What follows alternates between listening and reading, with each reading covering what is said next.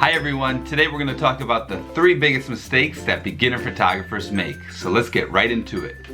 The first mistake I see all the time is when beginner photographers digitally zoom. So if you're using a cell phone, digital zoom is when you're putting your fingers together like this and then you're spreading apart to zoom into an image.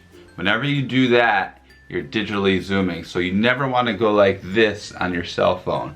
And I don't say never, but try to actually walk closer to the subject rather than doing this thing on your cell phone.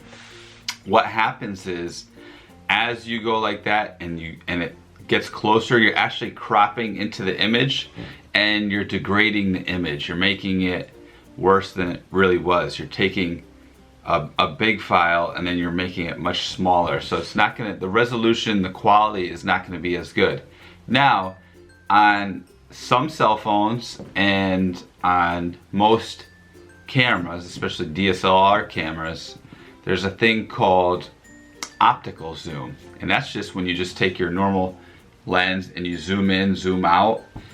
That will not degrade the image. You still have the same quality, but you're not affecting the image resolution. So always optically zoom, never digital zoom. So whenever you look at a camera that says digital zoom, you know that's not good. You only want optical zoom. So don't digital zoom. The next mistake I see photographers do all the time is use cheap lenses. You never want to use cheap lenses. Often I'll see photographers spend all their money or most of their money on an expensive camera and then they'll buy a cheap lens.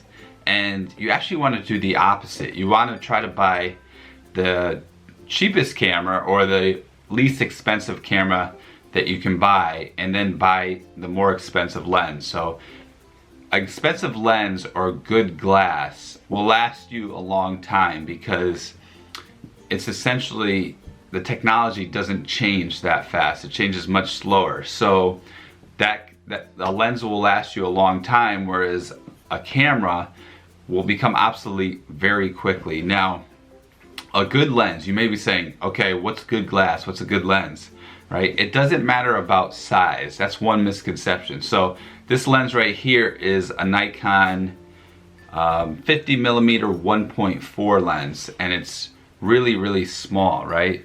Now, just because it's small doesn't mean it's a bad lens. This lens, in fact, is a really good lens because it has good glass and it's also a prime lens. So anytime you have a lens that has a fixed aperture or something like this that says 1:1.4, right? Anytime you see something like that, it's gonna be a good lens. If it says one number like 3.5-5.6, you know it's a cheap lens. It's not as good a lens. So it should only have one aperture number, okay?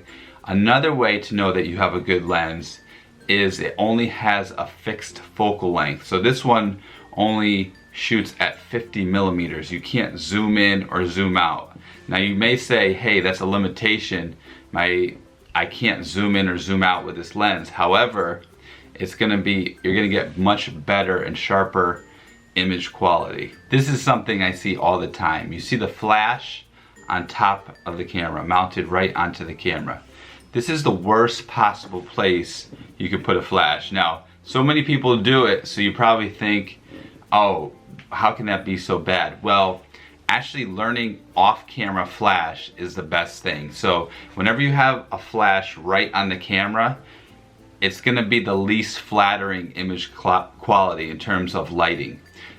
Instead, you wanna take this light off, get it off. You wanna take the light off and you wanna shoot with the light somewhere else. Anywhere but right here is gonna give you much better image quality, much better lighting, okay? So if you want to learn lighting, which is quite difficult, especially when you're starting out, you can go to my website, brettgaramella.com, and there I have a lot of tutorials about how to step up your lighting game and all the nuances and techniques of lighting, because I know it can be a daunting task. It took me a couple years to really get good at lighting, and when I started out I had no clue, and I used to do this all the time because I saw everyone else doing it, so I thought that was the best way, when in fact it was actually the worst possible way to use a flash. I hope you got some value out of these tips and they help you speed up your learning curve. If you enjoyed this video, please press that subscribe button so you can get more videos like this. Comment below, share with a friend, press that like button, and I will see you in the next video. One last thing, the one skill that's going to take your photography game to intermediate and advanced faster than any other skill is learning off-camera flash. So go do it.